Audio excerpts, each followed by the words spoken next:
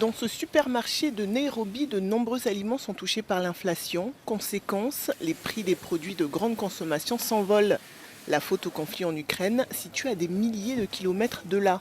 Le Kenya importe habituellement un cinquième de ses céréales de Russie et 10% d'Ukraine, selon des chiffres officiels.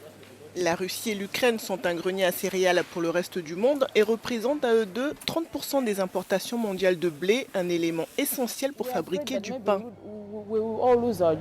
Nous avons peur de perdre nos emplois parce que ceux qui travaillent à la boulangerie ne font plus ce qu'ils faisaient avant. Ils ne font pas beaucoup de pain et nous n'en vendons pas beaucoup. Au Nigeria aussi, les prix du pain s'envolent.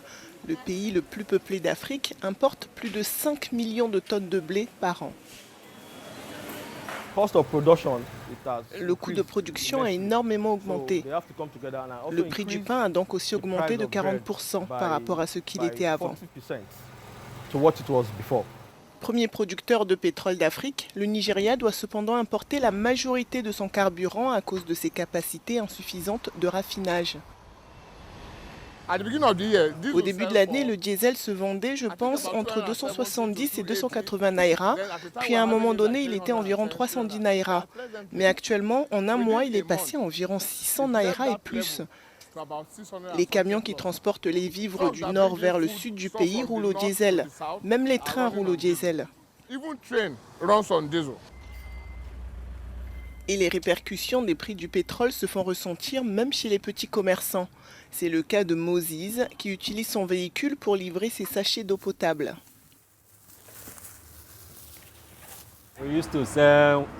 Nous avions l'habitude de vendre à 120 naira avant. Mais à cause du diesel qui a augmenté, nous vendons à 150 naira maintenant. Selon différents analystes, la guerre en Ukraine va provoquer différentes conséquences économiques selon les pays africains. Mais pour l'ONU, le risque le plus important concerne les pénuries et une éventuelle crise alimentaire mondiale.